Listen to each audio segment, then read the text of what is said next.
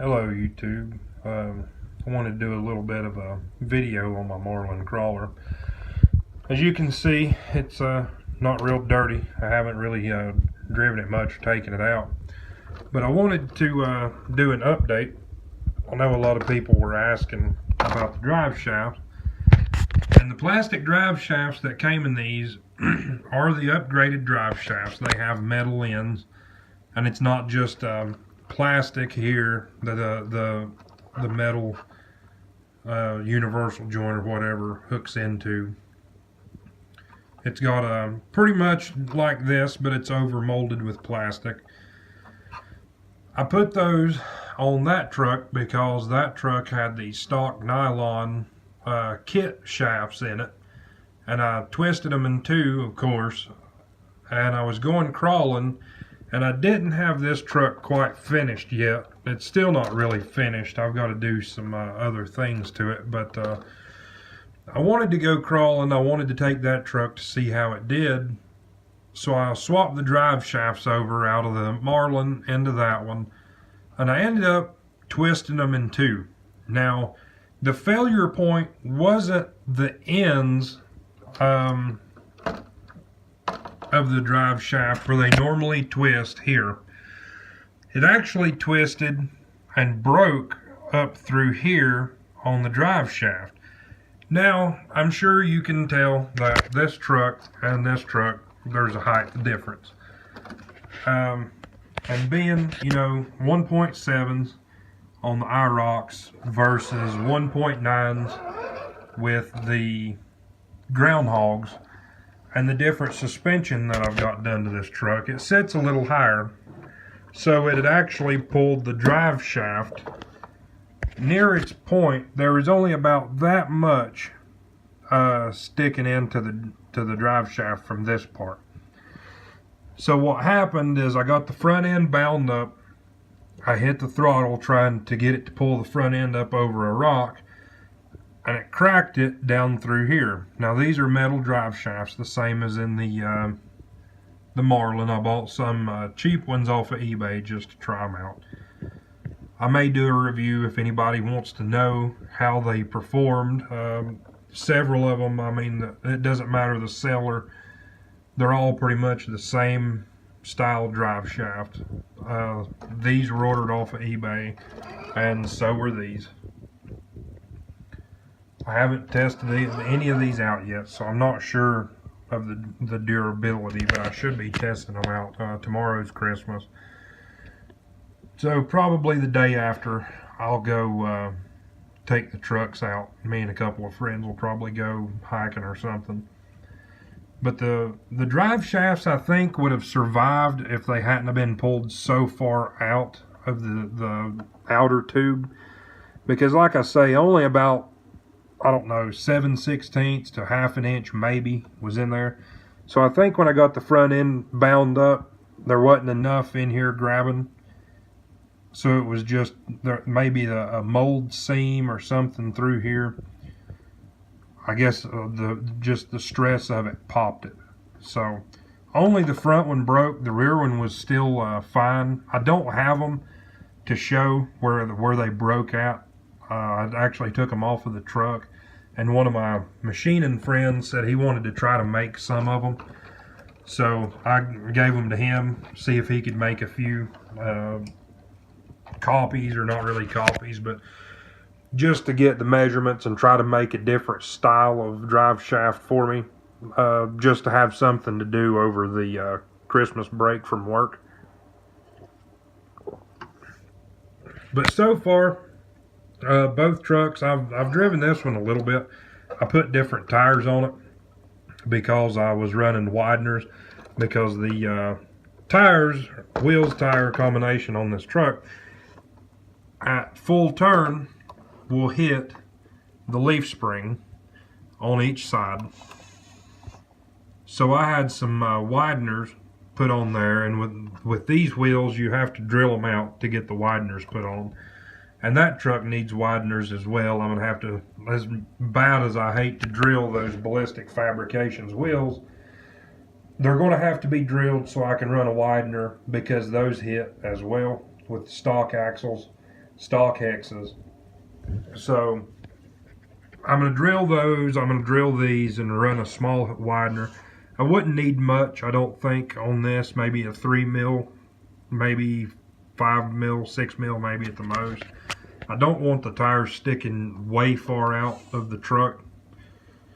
But as everything else, that's pretty much what I've got to get figured out now. See, it will hit on the front too. And I've got the body lift on this one now.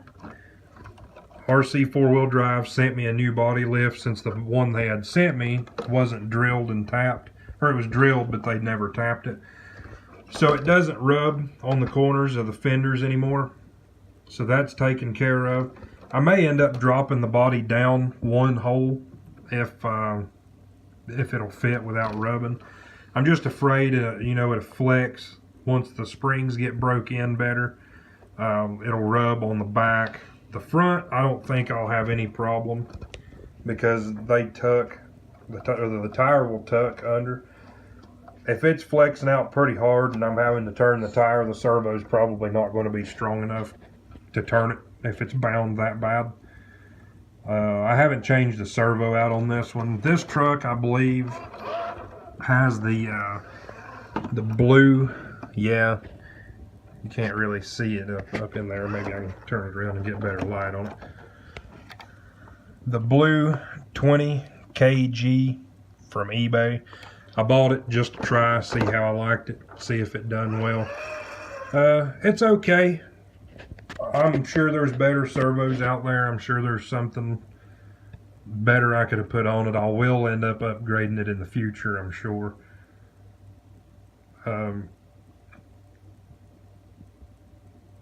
As far as both trucks, I am going to get another bumper. This bumper is actually the one that came on the Marlin. Like I said, I was going crawling, so I pulled the bumper off of this one, put it on this one so I could have the winch, wired the winch up. I will be putting a light bar, a KC Highlights, I think it was a KC. It may have been a different brand, I can't remember exactly, but I will be putting a light bar on the truck, wiring it up as well. On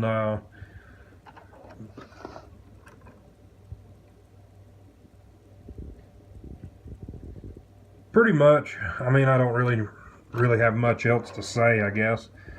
The shocks are G-made RSD piggybacks with a functional reservoir. I put those on here. They work really well for this truck, especially with the weight. I don't have an interior in this truck. The rears I've got turned down. They're pretty soft, so it'll flex. The front I've got a little stiffer because I didn't want the front to roll over quite as bad. Plus the winch, the bumper, and the controller and everything sitting pretty far forward. It does flex pretty decently. When I took it crawling, I was the only one to make it up one rock face other than a Wraith. With these wheels and tires, I have removed the stock foam that came in those, and I've done, they were the Crawler Innovations Little Nova. Whenever I changed them from the RC 4-wheel drive wagon wheels, or no, I had G-made wheels, the factory ones off of the Komodo. I can't remember the exact designation of those, but whenever I changed the wheels out to put the Ballistic Fabrications wheels on there, I did go ahead and change out the foams. I haven't got to test them yet. I've been busy at work. I'm off for a week now, so hopefully I'll be able to get out and test those out, see how good they do. Do a review on those maybe. I will be taking this truck out sometime this week. I may take both of them out at the same time if I can. Have one of my friends drive this truck or that truck, whichever. But I just wanted to do the update on the drive shafts because I know a lot of people ask about the drive shafts on these, and I did end up upgrading them. So if you get one, you might as well go ahead and buy some spares or Punisher shafts or whatever you want to run, because eventually, I mean, the plastic bodies, they will eventually break. With that truck having the bigger tires, I think a 35 turn is what I put in that one. I can't remember exactly. Bigger tires, the 35 turn with a 2-speed transmission, is a lot different than this truck having the single speed and the smaller, the 1.9 or 1.7 wheels with the IROCs, which these are pretty sticky tires to be true to scale, I guess, type tire.